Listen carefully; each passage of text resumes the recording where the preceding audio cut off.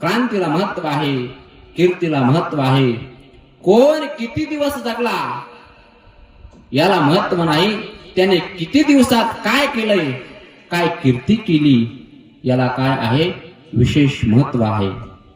तुम्ही कसे जगलात यापेक्षा काय करून गेलात हे काय आहे जीवनामध्ये फार विशेष महत्वाचं आहे.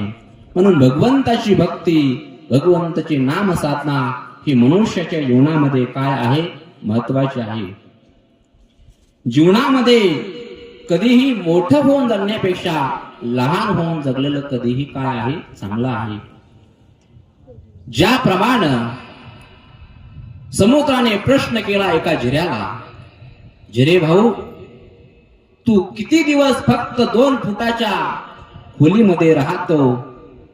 त्यावेळेस झिऱ्याने उत्तर दिलं समुद्राला, मी जरी 2 फुटाच्या अंतरामध्ये राहत असेल हे तुझं खरं आहे, पण तुझ्यासारखं मोठं होऊन खारट राहण्यापेक्षा, तुझ्यासारखं मोठं होऊन खारट राहण्यापेक्षा लहान होऊन गोड राहिलेलं कधी काय आहे, चांगलं आहे.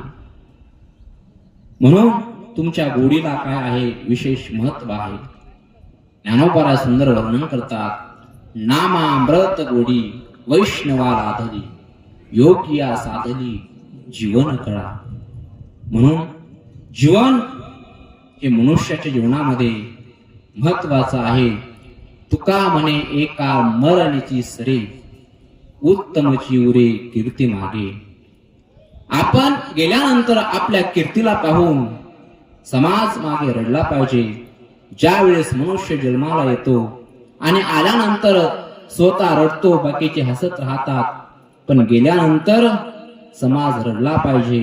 असं काहीतरी कीर्ती मनुष्याने त्याच्या जीवनामध्ये करून गेली पाहिजे. म्हणून मुंडा होऊन बीज काढिले, मग निर्वाळले भूमी पेरिले, तरी ते सांडी विखुरी गेले मोहे काही.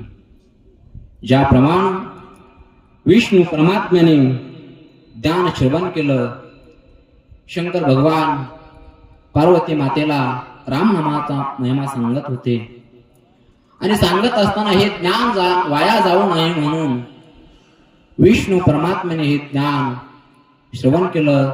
त्यांनी हे ज्ञान कोणाला दिलं, मच्छिंद्रनाथांना दिलं. मच्छिंद्रनाथांनी ते ज्ञान कोणाला दिलं, गोरक्षनाथांना दिलं. गोरक्षनाथांनी ते ज्ञान कोणाला दिलं, गहिनीनाथांना दिलं. गहिनीनाथांनी ते ज्ञान कोणाला दिलं, निवृत्तीनाथांना दिलं. निवृत्तीनाथांनी ते ज्ञान ज्ञानोबारांना दिलं आणि ज्ञानोबारांनी ते ज्ञान आज या जगाच्या पाठीवर काय केलेलं आहे, उघड केलेलं आहे. मच्छिंद्राने बोध गोरक्षाशी केला, गोरक्ष वळला गहिनी प्रती, गहिनी प्रसादे निवृत्ती दातार, ज्ञानदेवा सार चोजविले. ज्ञानोबारा सांगतात, माझ्या जीवनाचा जर उद्धार कोणामुळे झाला असेल तर माझ्या निवृत्ती दादामुळे, माझ्या श्री गुरुमुळे झालेला आहे.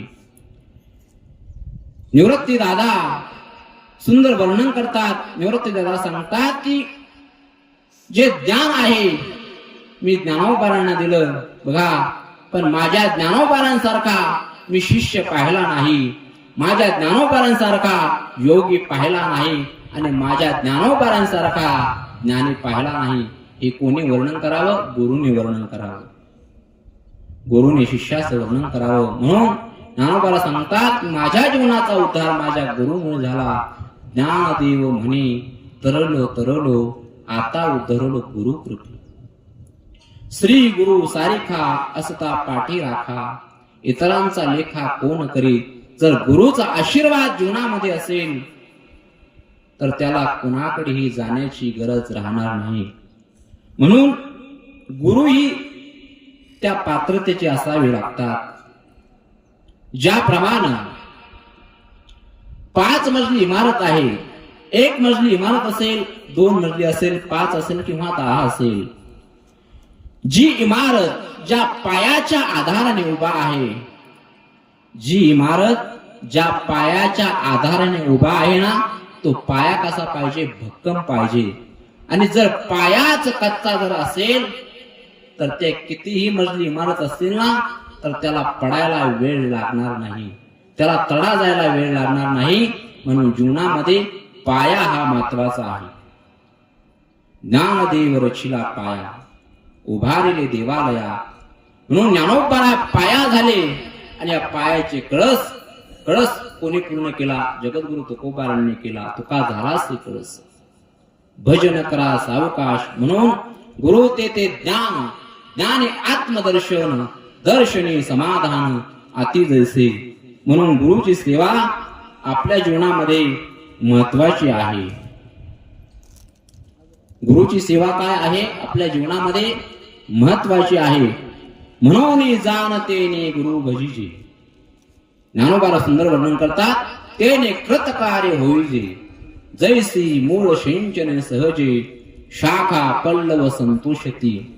म्हणून गुरुची सेवा केली पाहिजे, म्हणून गुरुला भजलं पाहिजे.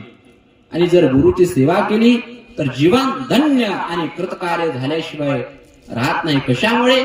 गुरुच्या सेवेने सर्व हे होत आहे. ज्याप्रमाणे वृक्ष आहे, वेली आहे, जर दररोज त्या वृक्षाला, वेलीला जर पाणी घातलं तर त्यांच्या फांद्या ज्या आहेत त्या उंच उंच वाढत गेल्याशिवाय राहत नाहीत. आणि उंच वाढून त्या अत्यंत सुंदर दिसतील, टवटवीत दिसतील, हिरव्यागार दिसतील. कोण दिसतील? वृक्ष आणि वेली.